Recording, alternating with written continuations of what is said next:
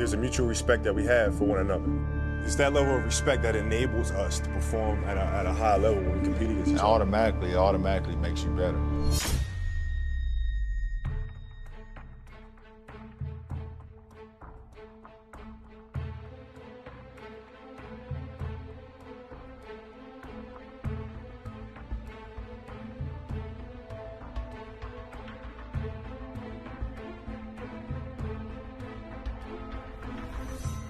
NBA star Kobe Bryant was on board that helicopter and is now dead at the age of 41.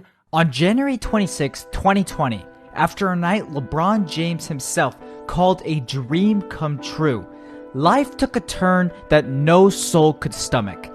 If it wasn't already obvious just how much of what LeBron did was because of Kobe Bryant, it was painfully apparent by the morning. He remembered when he first met Kobe at age 15 in Philly, when Kobe gave him his own size 14 shoes even though he wore a size 15. They didn't fit, but it didn't matter. Bron passed him in the same city before their lives and legacies were changed forever.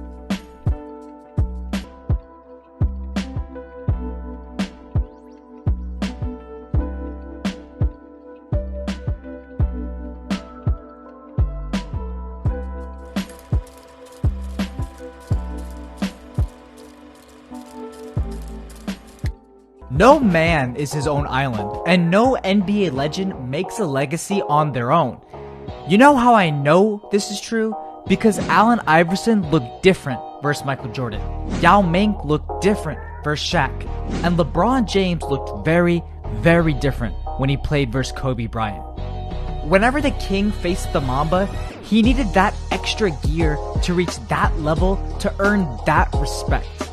You could see it in his face. What we didn't see was their rivalry reach the highest stage. But in 2009, Kobe LeBron was reaching its pinnacle. You could feel it around the league. That season was destined to play host to LeBron James versus Kobe Bryant in the NBA Finals. It wasn't just Cavs fans who were thinking Kobe versus LeBron in the end. Everyone was thinking it, including the defending champs. I'm pretty sure the scouting was more heavily towards what Cleveland does. The Lakers were champions, and the Cavs were coming off a 66-win season. It was crazy not to see them meeting up in June. And getting the top two players in basketball to do battle in the finals doesn't sound like it's asking for much. But for LeBron, carrying the Cavs past the Celtics and Magic looked impossible. Cleveland was closer to China than winning a championship that year. As far as anyone knew back then, LeBron just wasn't what Kobe was, a professional winner. So much of LeBron's early Cleveland legacy was defined by playoff shortcomings. And that's when their stark differences in legacy began. They were honestly never on the same page despite sharing the same goals. Their careers were just opposites. 22-year-old LeBron got swept in the finals. 22-year-old Kobe already had 2 rings. 25-year-old LeBron won back-to-back MVPs. 25-year-old Kobe lost Shaq, Karl Malone, and Gary Payton. The timing just wasn't there, and nobody hated it more than Kobe himself. Mostly because LeBron versus Kobe wasn't just a headliner. It was basketball at its absolute purest form. Despite playoff shortcomings, LeBron always came up clutch versus the Mamba in the regular season. You could imagine Kobe's motivation. In 2008, Bryant was undoubtedly the most dangerous and proven player in the world. He was the best player in the world, and LeBron began to endanger that. Despite winning the 2009 championship, Kobe was sharing the spotlight with LeBron's 2009 MVP. If you were Kobe, you'd honestly have every reason to believe you were the better player. It's just not what he was hearing. The opportunity to defeat who they claim is coming for your throne, to silence the disrespect, it drove the Lakers that season. So LeBron was the only one that I knew I had to beat a great to be great. The Lakers came into the 2009-2010 campaign still looking like champions. They won 18 of their first 21 games and took the West. But we couldn't call it a season of dominance. It was hard. and many considered it a season of doubt. It truly was a metaphor for the slippery uphill battle Kobe faced in his last dance. After you reach the top, the only thing anyone could ever talk about is how you're going to fall off. But in the most Mamba of fashions, Kobe embraced all of it. LeBron was finding himself more and more at the top of the league. Reality was finding itself further and further from expectations. So Kobe just knew this season wasn't going to be pretty. The ending wasn't going to be beating the Magic in 5. He made himself forget about the 2009 championship. He wanted to earn it all over again. He was ready for those ugly games, the ones you wouldn't want to play in, much less a 4-time champion. Visiting Oklahoma City, Kobe Bryant flu-like symptoms all day long. But the mentality was the same. It was probably patented at that point. It was a Mamba who could never lose, because he was always learning, still looking up from the top of the world. Kobe was always on the cusp of better, and never away from beautiful basketball for long. The trick was to distance fear so much so that all that was left was his pure competitive spirit.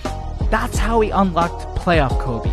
That, and facing King James in the regular season. Before 2009, LeBron and Kobe faced off 11 times, with a 6-5 count in the Kings' favor. The matchups were dead even because of Kobe and LeBron's shared obsession to get the best of each other. The mental battles were real. So real that they would change their game just when they faced each other. In their head-to-head, Kobe set the high in assists and LeBron set the high in points. They were learning from each other's strengths. 2 dribble, pump fake, reverse spin, shot. Bryant spins, pulls it up, puts it in. Yeah, I watch it. Yeah, I study it. Every Laker wanted to suit up for the Kobe-LeBron war. And during the most wonderful time of the year in 2009, we saw the first of 2 battles that season. It was the main event on NBA Christmas Day. It was a statement game.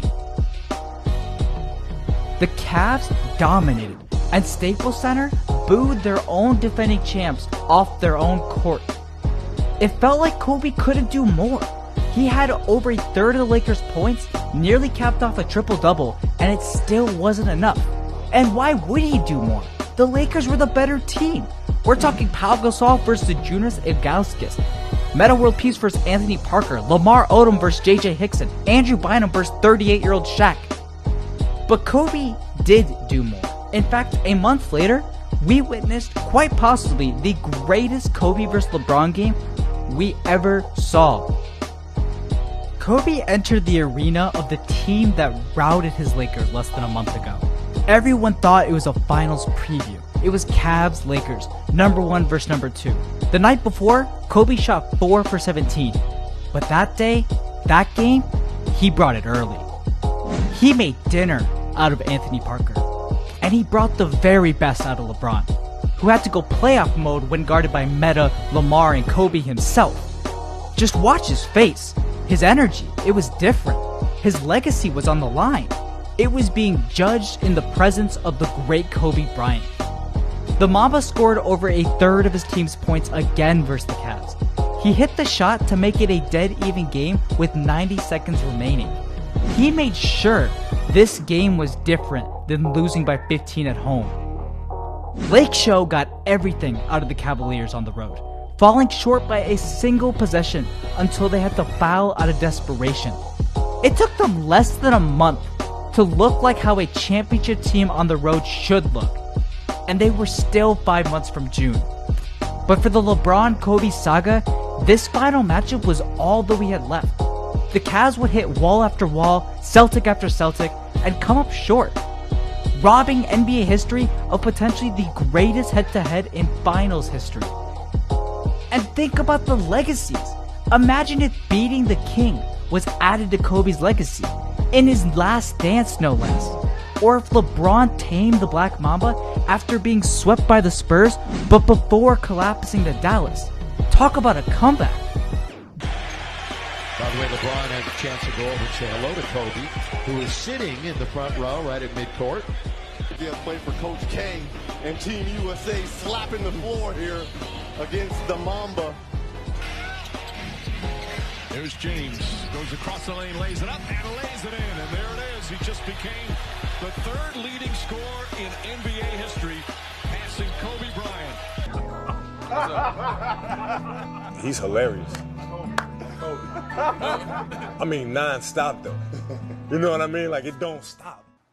I want to continue along with my teammates to continue his legacy, not only for this year, but as long as we can play the game of basketball that we love, because that's what Kobe Bryant will want. That's the most devastating thing about Kobe and LeBron. There is no true closure. There are only the memories. And